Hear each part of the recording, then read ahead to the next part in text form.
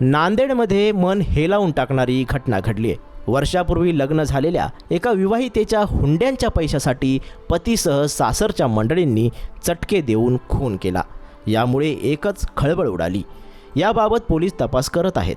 इस्लामपुरा येथे ही घटना घडली. या प्रकरणी इतवारा पोलीस ठाण्यात पतीसह सासरच्या 6 जणांविरोधात खुनाचा गुन्हा दाखल करण्यात आला आहे. या प्रकरणी पोलिसांनी अधिकचा तपास केला असता धक्कादायक माहिती समोर आली आहे. सबा बेगम हिचा विवाह शेख असलम शेख याच्यासोबत 2022मध्ये झाला होता. तेव्हा मुलीच्या कुटुंबियांनी 80,000 पैकी 30,000 रुपये हुंडा दिला होता. 2 महिने दोघांचा संसार चांगल्या प्रकारे सुरू होता. नंतर मात्र त्यांच्यात वाद होऊ लागले. हुंड्यासाठी तिचा छळ करण्यात येत होता. दरम्यान सासरच्या मंडळींनी तिला चटके देऊन तिचा खून केला. त्यानंतर फोन करून तुमची मुलगी बेशुद्ध होऊन मरण पावली आहे अशी माहिती दिली. यामुळे त्यांना मोठा धक्काच बसला. नातेवाईकांना तिच्या शरीरावर जखमा आढळून आल्या. हुंड्यासाठी माझ्या मुलीचा खून करण्यात आल्याचा आरोप नातेवाईकांनी केलाय. याबाबत तपास सुरू आहे. सबा बेगम शेख मेहबूब असे या मृतक विवाहितेचं नाव आहे. सध्या आरोपींना अटक करण्यात आली असून न्यायालयानं त्यांना 5 दिवसांची पोलीस कोठडी सुनावली आहे. दरम्यान हुंड्यासाठी विवाहितेचा निर्घृणपणे खून करण्यात आल्याने हळहळ व्यक्त होत आहे. राहिलेले पैसे दिले नाहीत म्हणून हा प्रकार केल्याचं सांगितलं जात आहे. यामुळे पोलीस तपास करत आहेत. 16 नोव्हेंबर 1994चा तो दिवस. मुंबईतल्या काशीमीरा परिसरात राहणाऱ्या राजनारायण प्रजापती यांच्या संपूर्ण कुटुंबाची चाकूने भोसकून हत्या करण्यात आलेली. त्यांची पत्नी आणि 4 मुलांचा खून करून शेजारी राहणारे 3 जण फरार झाले होते. एकमेकांशेजारी राहणाऱ्या 2 कुटुंबांमध्ये झालेल्या किरकोळ वादातून हे हत्याकांड घडलं होतं. त्यानंतर राजनारायण प्रजापती यांनी अनिल सरोज, सुनील सरोज आणि राजकुमार चौहान यांच्या विरोधात खुनाचा गुन्हा दाखल केला. पोलिसांनी काही काळ तपासही केला आणि कालांतराने आरोपी न सापडल्याने हा तपास थांबला. मुंबई पोलिसांच्या गुन्हे शाखेने 2021मध्ये पुन्हा एकदा या प्रकरणाचा तपास सुरू केला आणि अखेर या 3ही आरोपींना जेरबंद करण्यात पोलिसांना यश आलेलं आहे.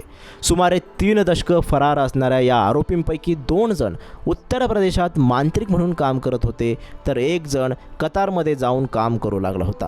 या तिघांनीही नवीन नाव धारण करून बनावट कागदपत्र काढून नवीन आयुष्याला सुरुवात केली होती. मात्र मुंबई पोलिसांच्या गुन्हे शाखेत काम करणाऱ्या पोलीस निरीक्षक अविनाश कुराडे आणि त्यांच्या पथकाने या हत्याकांडाचा तपास सुरू केला. 29 वर्षापूर्वी हत्या करून पळालेल्या 3 आरोपींच्या नावांव्यतिरिक्त फारसे तपशील नसूनही त्यांनी हे काम केलं आणि अखेर डिसेंबर 2022मध्ये पहिला आरोपी विमानतळावर त्यांच्या हाती लागला. किरकोळ वादावरून हत्या, आरोपीचं पलायन, सुमारे 30 वर्ष वेगवेगळी नावं लावून वेगवेगळ्या ठिकाणी राहणं, बनावट कागदपत्रांच्या आधारे पोलिसांना गुंगारा देणं आणि अखेर 2 बंधू मांत्रिकांना मुंबई पोलिसांनी त्याच प्रकरणात अटक करणं ही एखाद्या चित्रपटाला शोभेल अशीच गोष्ट आहे. मुंबई पोलिसातील मीरा भाईंदर, वसई विरार, MBVV गुन्हे शाखेचे उपायुक्त अविनाश अंबुरे यांनी पत्रकार परिषदेत या संपूर्ण प्रकरणाची माहिती दिली आहे. त्यांनी सांगितलं की 1994मध्ये काशीमीरा पोलीस ठाण्याच्या हद्दीत राजनारायण प्रजापती आणि त्यांचं कुटुंब राहत होतं. त्यांच्या शेजारी अनिल सरोज, सुनील सरोज आणि राजकुमार चौहान हे राहत होते. अनिल आणि सुनील यांचा मोठा भाऊ गुलाबचंद सरोज हेही त्यांच्यासोबत राहायचे. या दोन्ही कुटुंबांमध्ये छोट्या मोठ्या कारणावरून वाद होत असत. नोव्हेंबर महिन्यात गुलाबचंद सरोज यांचे 3,000 रुपये आणि एक सुटकेस चोरल्याचा आरोप सरोज बंधूंनी प्रजापती कुटुंबियावर लावला. त्यावरून त्यांच्यात वाद झाला. राजनारायण प्रजापती यांनी पोलिसांना बोलवण्याची धमकी दिली आणि त्या दिवशी तो वाद तिथेच थांबला. त्याच्या दुसऱ्या दिवशी म्हणजे 16 नोव्हेंबर 1994ला राजनारायण प्रजापती कामावर गेले. दुपारच्या जेवणासाठी ते घरी परत आले तेव्हा त्यांना त्यांच्या घराच्या दाराला बाहेरून कुलूप असल्याचं त्यांनी पाहिलं. घरातून त्यांच्या बायकोचा रडण्याचा क्षीण आवाज येत होता. त्यामुळे घराची खिडकी उघडून ते आत डोकावले तेव्हा त्यांना त्यांच्या पतीसह त्यांची 4ही मुलं रक्ताच्या थारोळ्यात पडलेली दिसली. पोलिसांनी दिलेल्या माहितीप्रमाणे अनिल सरोज, सुनील सरोज आणि राजकुमार चौहान यांनी प्रजापती यांना धडा शिकवण्यासाठी त्यांच्या बायको आणि मुलांचा खून करून पळ काढला होता. राजनारायण प्रजापती यांनी दिलेल्या तक्रारीवरून हे प्रकरण नोंदवण्यात आलेलं होतं. यामध्ये त्यांची पत्नी जगराणी देवी, 5 वर्षांचा प्रमोद नावाचा मुलगा, 3.5 वर्षांची पिंकी नावाची मुलगी आणि चिंटू नावाचा 2 वर्षाचा मुलगा आणि एक 3 महिन्यांचं बाळ अशा एकूण 5 लोकांची निर्घृण हत्या या 3 आरोपींकडून करण्यात आलेली होती.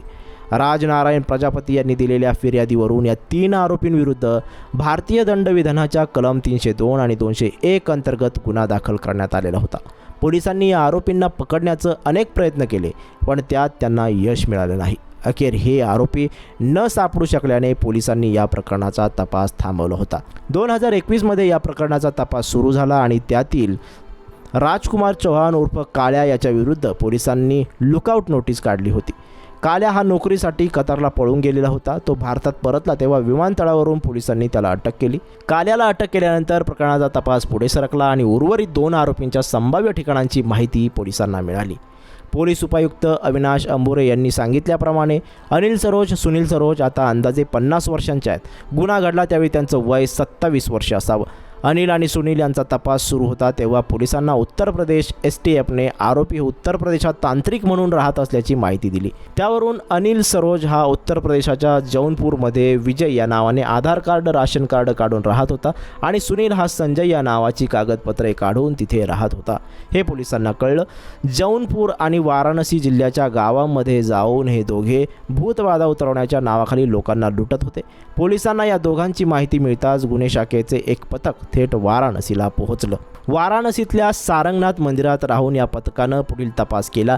पोलिसांच्या पथकातील एका सदस्यानं स्वतः आजारी असल्याचं सांगून या दोघांशी संपर्क साधला आणि भूतबाधा उतरवण्यासाठी या दोघांना उपचार करण्याची विनंती केली. रुग्ण बनवून गेलेल्या पोलीस कर्मचाऱ्याने या दोघांचे फोटो काढले आणि विजय आणि संजय नावाचे हेच प्रजापती हत्याकांडातील आरोपी असल्याची खात्री केली. मुंबई पोलिसांच्या या पथकाने उत्तर प्रदेश पोलिसांच्या सहकार्याने जवळजवळ 15 दिवस या दोघांवर पाळत ठेवली आणि खात्री पडताच त्यांना अटक करण्यात आली.